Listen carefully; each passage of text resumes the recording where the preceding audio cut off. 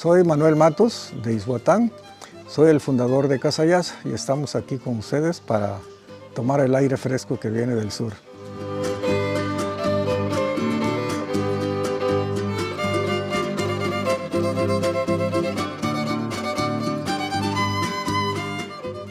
Yo creo que es la tradición de los Vinigulaza, ¿no? De la tradición zapoteca y en cierta parte también la tradición huave. Pero la mitología zapoteca nos refiere de una serie de dioses, de elementos incluso sobrenaturales, de alguna manera también con la naturaleza, el maíz, el terreno, el espacio, los árboles, el monte, pero sobre todo la gente, ¿no? La creencia de la gente en los seres que anteriormente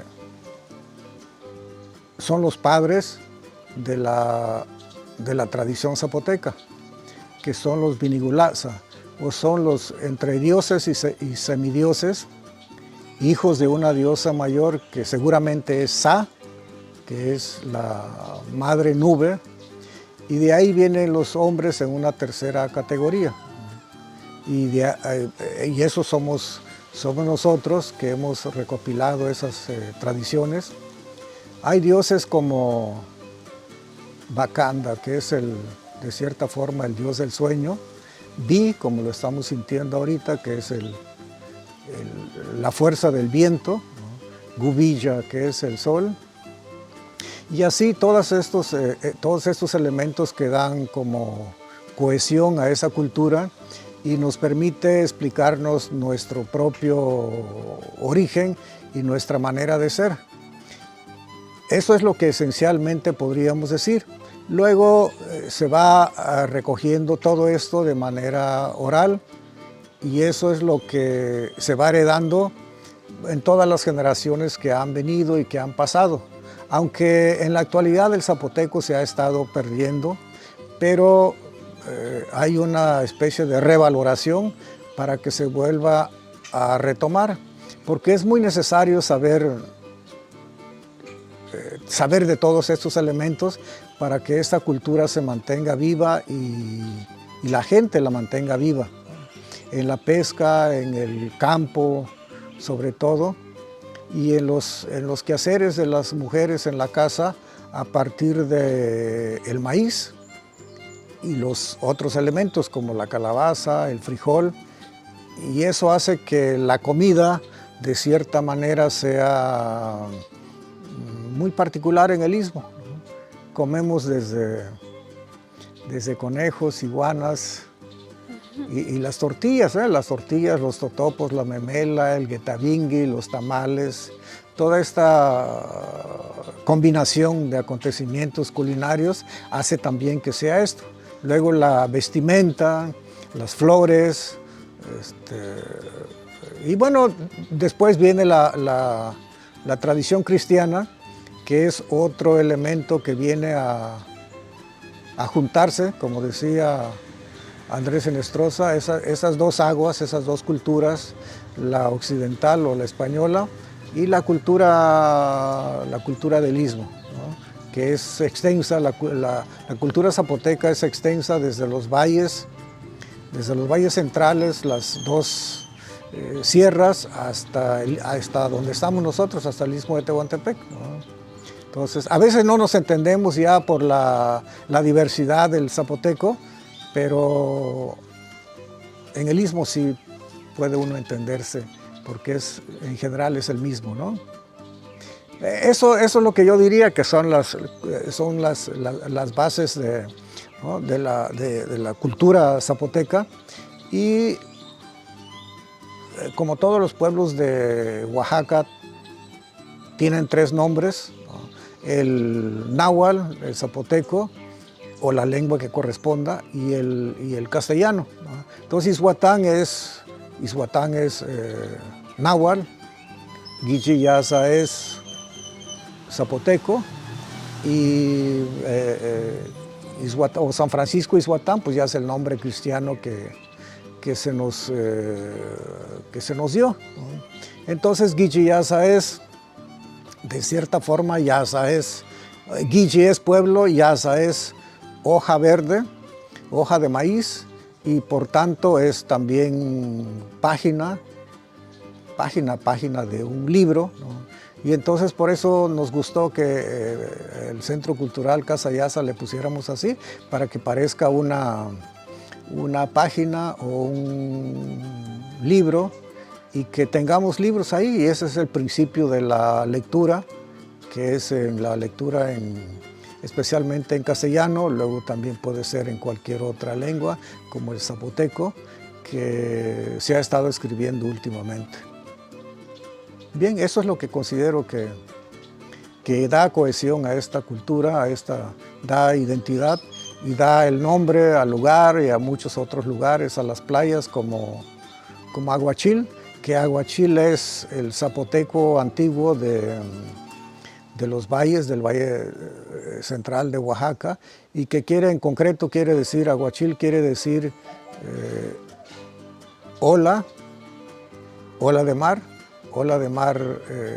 vivo, ¿no?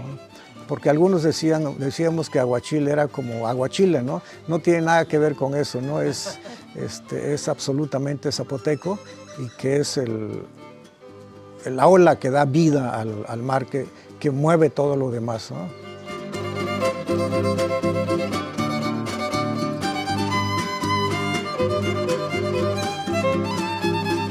Eso sí está difícil. ¿Qué sería? Maíz hay todo en todas partes, la enagua, las mujeres, hay en todo. Yo mostraría quizás un libro, pero que no es exactamente de la tradición zapoteca, pero por ser el pueblo Guille Yasa es eso. Yo creo que lo más valioso que tenemos en Ixhuatán es como intangible, casi diría yo invisible, ¿no? Indecible, como hay muchas cosas, ¿no? En la tradición oral hay desde figuraciones, sombras, como decimos acá, bultos, duendes o figuras de mujeres, ¿no? Que son así, invisibles o indecibles, pero que finalmente podemos creer en ellos, ¿no? Entonces, seguramente sería la comida una de las cosas más características de Ixhuatán, o una figura de barro, ¿no? Que significa precisamente el origen de los Binigulasa, ¿no? Entonces se me hace difícil decir una sola cosa, ¿no? El mar hay en todas partes, el río hay en todas partes, pero la manera en que está puesto el río, el mar, las lagunas, es muy característico. Entonces, tal vez me acuerde después qué sería lo que...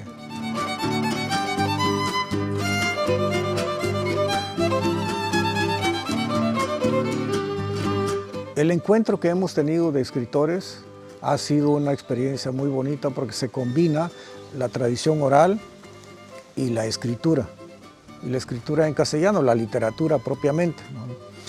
Y lo digo así porque mi origen viene de ahí.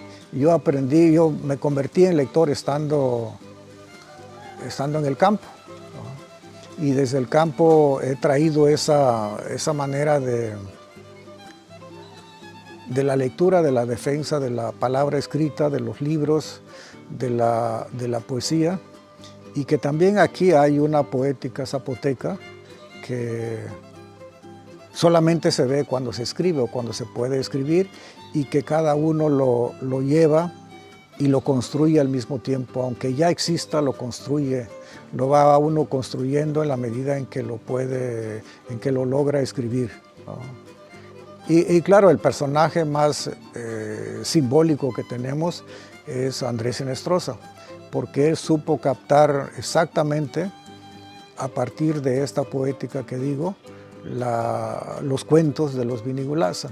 los escribió con un estilo muy propio y han quedado escritos, ¿no? Tanto los poemas, sus cuentos, como las propias canciones que se cantan, ¿no? La Martiniana y otras, muchas más canciones que se cantan, ¿no? Y eso es muy importante, ¿no?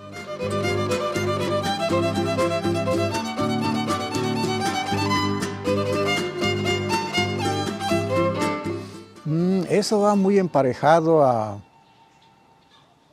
yo diría, a la obra de las mujeres, al trabajo de las mujeres, ¿no? Porque yo creo que la parte del campo nada más, la parte de la pesca, la parte de lo que hacen los hombres, no sería suficiente si no estuvieran la educación que dan las mujeres, la transmisión de la lengua, las fiestas, porque en términos generales las mujeres son las que hacen las fiestas, quienes hacen la comida, o diría yo quienes la transforman, ¿no? Los hombres pescan, cultivan, pero quienes le dan sabor a todos estos elementos son las mujeres, ¿no? Y las fiestas son las mujeres también quienes las levantan, cuando levantan polvo con los pies, las enagua, entonces en ese momento se construye la fiesta, ¿no? Y la fiesta también es las hojas, las flores, porque hay una serie de flores del monte, ¿no? Y hay flores también del pueblo. Pero todo eso tiene que ver mucho con la danza, ¿no? Las mujeres cuando hacen su comida están platicando, están en la risa y están reconstruyendo la misma tradición de la comida, la están haciendo como todos los días, ¿no? Y generalmente la comida la hacen las mujeres como en una comunión, ¿no? Y esa comunión es la ayuda que se prestan unas a otras y de esa manera se va transmitiendo todo el saber y el sabor de la comida, del camarón, del pescado. El maíz es único, ¿no? Es un grano, pero a la hora de transformarlo agarra un sabor absolutamente diferente, distinto a cualquier otra comunidad, ¿no? Aún con los pueblos vecinos, con San Francisco, con Reforma, con Tapana, incluso hasta Juchitán, los sabores, ¿no? Hasta para hacer las iguanas, el sabor de la iguana no es lo mismo en Juchitán que aquí mismo, ¿no? Es muy parecido, pero no es exactamente lo mismo, ¿no? Y uno que ha comido de su madre, de su tía, de su abuela, se da uno cuenta que es diferente y uno dice, estando fuera de aquí, ¿no? Yo quisiera que las garnachas me supieran como las hacemos en Ixhuatán, o como las hacen las señoras en Ixhuatán, las mamás o las tías, las señoras. No es lo mismo comer unas garnachas en Oaxaca o en Juchitán como comerlas aquí. Sí. Algo hay que tiene de diferente, ¿no? Pero eso es obra y arte de las mujeres, ¿no? Igual la danza, igual todo lo demás, las fiestas, ¿no?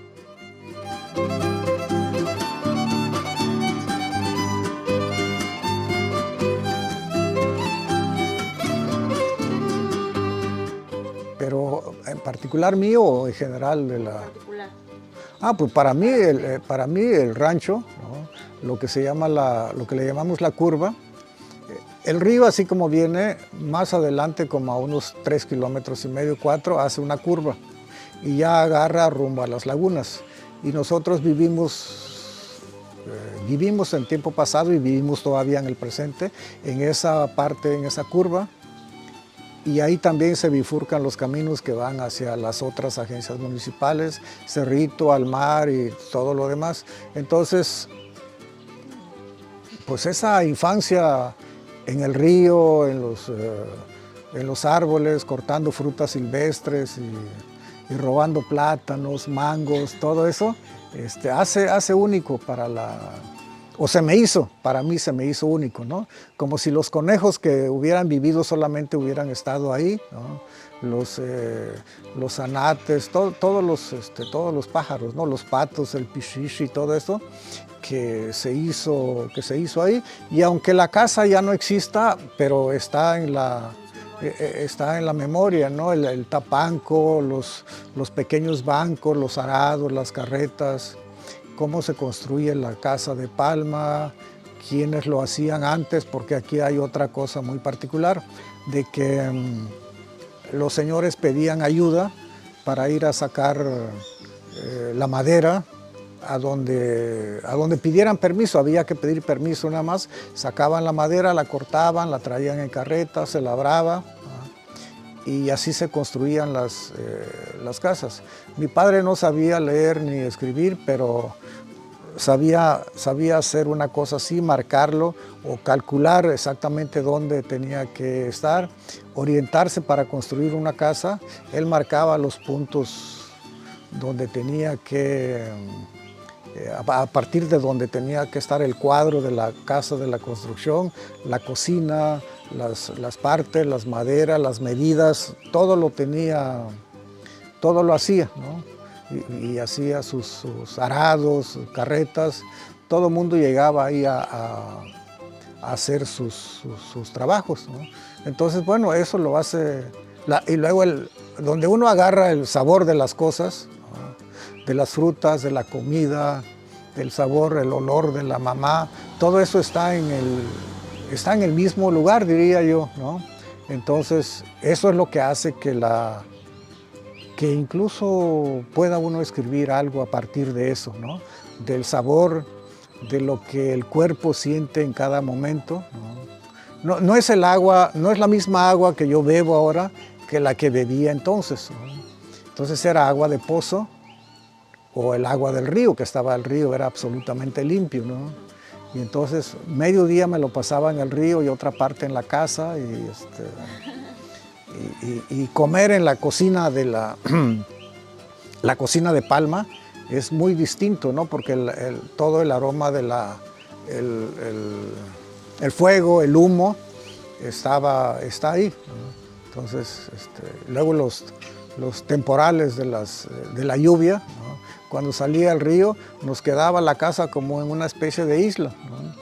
Y pues mi papá sabía que el agua no iba a subir, no pasaba de un cierto límite, ¿no? Y nunca pasó, ¿no? Ahí siempre subimos, ¿no? Podía tardar el agua hasta 3, 4 días, y la mamá era la única que trabajaba, ¿no? Porque ella era la que hacía la comida. Claro, siempre había maíz en la casa, ¿no? Nunca faltó el maíz, ¿no? Porque mi padre pues sembraba, ¿no? Y entonces, igual ahí aprendí a trabajar y a cultivar, ¿no? Cuando me fui de aquí yo ya sabía perfectamente cómo se amarran los bueyes, cómo se uncen, cómo se empieza a arar, ¿no? Poner los surcos y sembrar además, ¿no? Entonces, eso es lo que hace, creo yo, únicas las cosas donde uno nace y crece, ¿no? Y todas las travesuras, ¿no? Las travesuras se hicieron ahí y todo, ¿no? Entonces, en literatura siempre me ha gustado leer las biografías de los escritores que hablan de su infancia, ¿no? Porque eso es esencial, es como el oro de la palabra. Ahí se comienza a escribir y eso es lo único es lo que hace único eso, ¿no? Las noches, ¿no? Las noches ahí eran absolutamente enteras, ¿no? Aquí ya no las puedes ver porque están estas, ¿no? Y en cambio allá en el patio se veían las noches con las estrellas cayendo y la luna todo el tiempo, ¿no? Entonces se veía el mundo completo. En la ciudad ya no. Incluso pasan meses que uno se olvida que existe la luna o que existan las estrellas, ¿no? Entonces, y en ese sentido más vale ser pobre para ver el mundo entero que ser rico y no verlo, ¿no?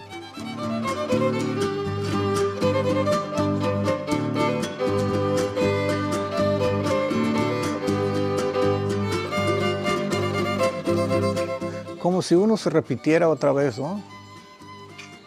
Pues a mí me mandaron a la escuela a los 5 años, no me quedé.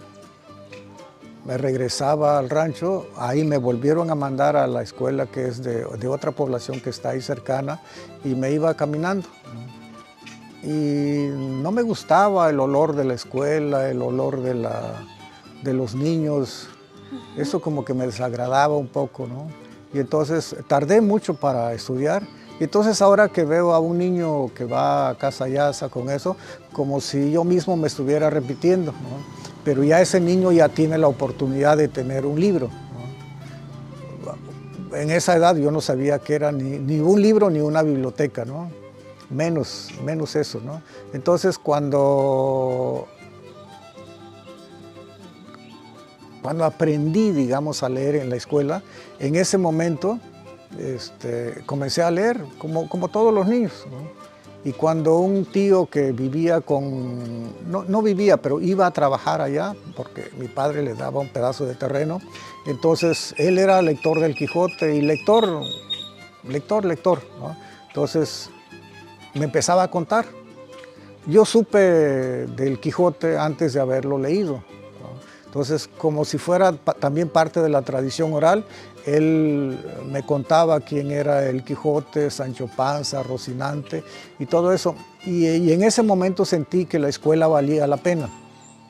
A la hora que leí, en ese momento sentí, es un poco como, yo debía haber sentido que la escuela valía la pena cuando fui a la escuela, pero no fue así. Lo sentí hasta que comencé a leer, ¿no? Y comencé a leer literatura, ¿no? El tío Sebastián Toledo me prestó La Navidad en las Montañas, de Ignacio Manuel Altamirano. Fue la primera novela que leí. Y todo lo demás era de oído, ¿no? Eso es una cosa también especial, que todo lo escuché o que todo lo escucha uno en el campo, lo que platican los padres o el papá con los demás señores. Y el tío Sebastián todo el tiempo estaba platicando, todo el tiempo estaba hablando, ¿no? Si no era un chiste, era algo muy serio y todo. Y por eso Casa Yasa le pusimos a la sala de los libros de la lectura, por eso le pusimos Sebastián Toledo Cueto, ¿no? Porque me repetí en él y ahora veo a los niños que en ellos me repito también, ¿no? Entonces eso es muy agradable que los niños empiecen ¿no? Y entonces muchos de los materiales que tenemos ahí son para niños, ¿no? Aunque hay novela, hay cuento, hay poesía de todo tipo, ¿no? Pero hay mucho de niño. Entonces yo lo que digo es que aprende todo lo que puedas, seas hombre o seas mujer, aprende todo lo que puedas de tu pueblo. Y cuando salgas de aquí a estudiar, allá tienes que enseñar las cosas que tú sabes. Y no quedarse callado, ¿no? No ir a ciegas a buscar qué aprendes, ¿no? Sino en la medida en que vas a buscar, en esa medida estás demostrando lo que eres o lo que ya eres, ¿no? Entonces salir como lector de Ixhuatán, yo creo que es de las cosas más importantes que puede haber para un niño o para una niña, ¿no? Que no solamente es la lectura, es también saber algo del campo, saber del agua, saber de la naturaleza, saber bailar, saber ponerse una flor, saber ponerse el huipil, y todo eso creo que es grandioso que lo hagas desde aquí, y cuando tú vayas a otra parte demuestres quién eres. Eso es muy importante, porque en esa medida la escuela se abre para ti, el maestro, los alumnos, los condiscípulos, digamos, ¿no? Te respetan. Y seas hombre o seas mujer, te digo, es eso lo que vale para nosotros, ¿no? Y por eso digo, leer antes de salir es lo mejor.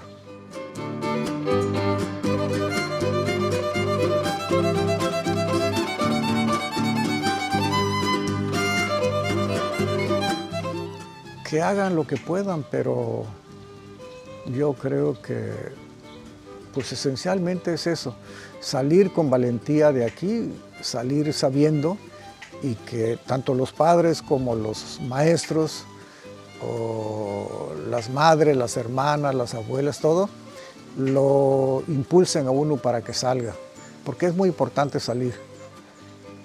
Claro, y si no sales, de todas maneras sigue leyendo, ¿no? Eso es porque el tío que me enseñó, sí había salido. Él en los tiempos de la Revolución fue a Juchitán y ahí estuvo hasta tercer año de primaria, hasta ese grado se llegaba. Regresó, se fue a su rancho y compraba sus libros a través de, ¿cómo se llama? Por correspondencia, creo que se llama ese sistema, ¿no? Tú sabías dónde estaba el libro, lo mandabas a pedir y te llegaba en ferrocarril, te llegaba en tren a Reforma o te lo traían, ¿no? Y entonces aquí yo digo que siempre se ha leído. Antes llegaban los periódicos, ahora hay una crisis de la lectura, hasta en los periódicos.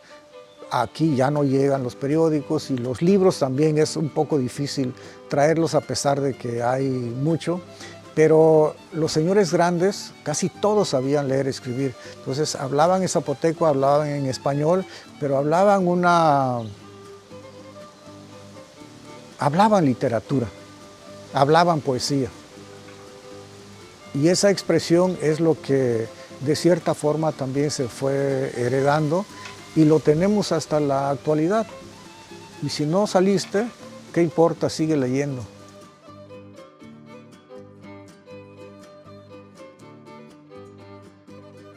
Que la gente lea. Materialmente no necesitamos, digamos, si nos traen libros, que nos traigan libros nuevos, que no nos traigan libros viejos. Eso sí, eso es como una norma. Los viejos ya están con el sudor y el perfume de otros. Ya están maltratados además, ¿no? Es decir, no es una bodega, Casa Yasa no es una bodega para poner libros ni para hacer tareas, ¿no? Que sea para leer literatura. Y esos libros yo los puedo comprar. Y si alguien trae, que traiga libros nuevos. Esa es la única condición, ¿no? No es ofensivo, pero lo pudimos hacer solos, empezando, ¿no? Y entonces si pidiéramos ayuda, pues yo creo que hay muchas cosas en las que sí se podía enriquecer, pero no sé exactamente cuáles cosas, ¿no? Si alguien viene y dice, queremos establecer una filmación para Casa Yasa, eso ya es una ayuda, ¿no? Cualquier libro que nos traigan es una ayuda. Alguien que venga a dar un taller ya es una ayuda para los niños, para las mamás o los señores, ¿no? Alguien que escriba y diga, voy a Casa Yasa a escribir 3 días y me quedo ahí, pues también es una especie de ayuda, ¿no? Entonces, como ayuda mutua, ¿no? Entonces, yo creo que todas las cosas que se puedan dar a partir de esto, de la cultura, pues es bienvenido, ¿no?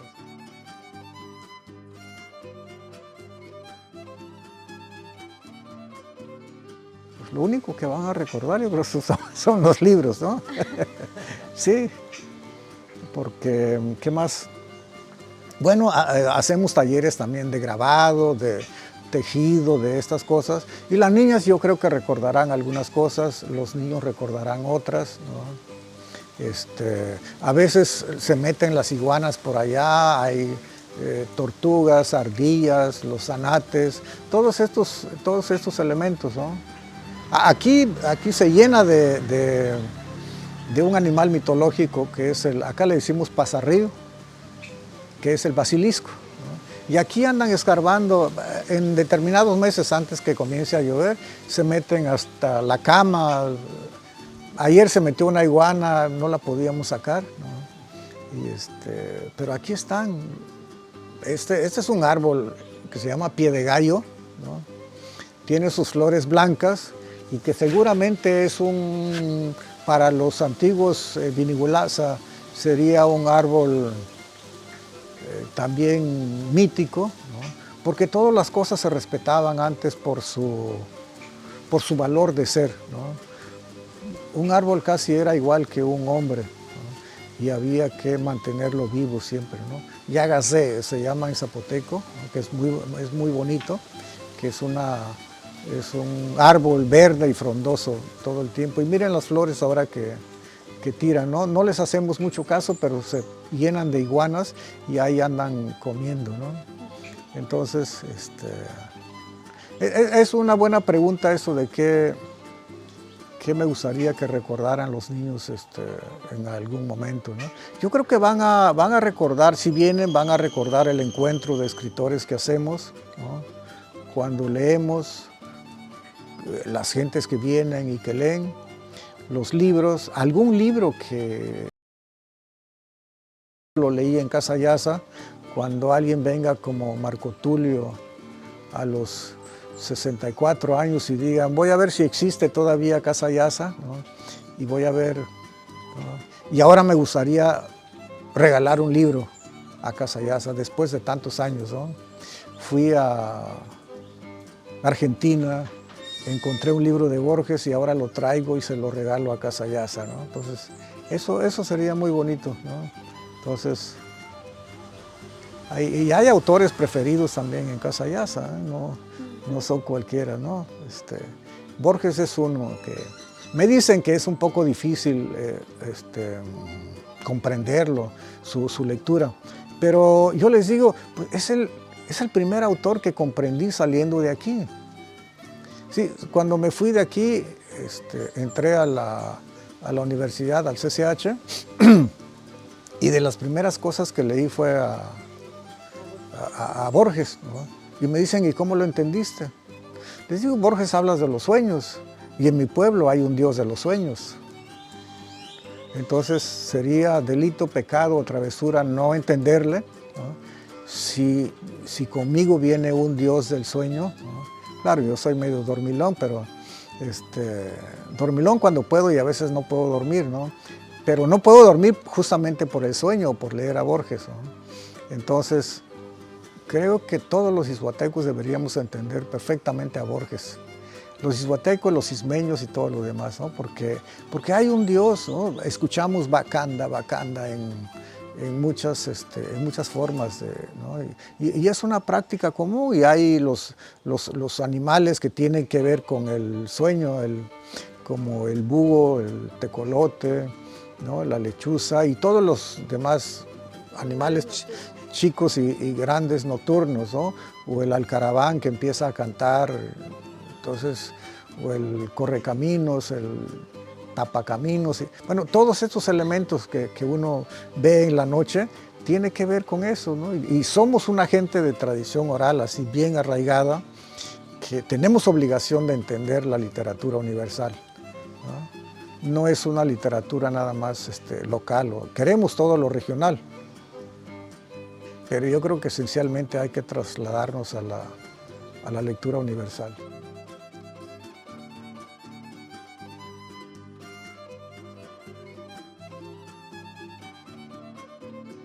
Eso es muy interesante, muy importante, de que la gente que viene, así como ahora en la Semana Santa, que vamos a las olas del mar de Aguachil, sepan que eso es una tradición anterior a la conquista, el ir al mar, el ir a descubrirlo todos los años, y yo supongo que de cierta manera esta ruta que tenemos ahora es la misma ruta que se siguió antiguamente y que los olmecas lo descubrieron. Es una herencia de los olmecas, luego los zapotecos, los náhuatl también utilizaron la misma ruta, y lo van a ver ustedes si van al mar ahora. Es una franja por donde se camina y que hay que descubrirlo cada vez que se pueda, cada año. Esto es la Semana Santa, y luego está las fiestas de Navidad en diciembre, que es un mes muy bonito. El mes de mayo también es de esa misma manera. Entonces, pues hay que visitar a Izhuatán por eso, y que no dejen de pasar por lo menos un momento por Casa Yasa, donde puedan hojear los libros por un rato. Bien, pues muchísimas gracias. Y ya estamos en esto justamente para decir que Izhuatán es una página dentro del mundo ismeño, dentro de la región del Istmo, y que hay que leer esa página. Y esa página hay que descubrirla, es un secreto que hay que entrar. Y como todos los secretos, tiene sus dones y su poética. Ixhuatán es una poética, Guichiyasa es una poética y hay que descubrirla. Bien.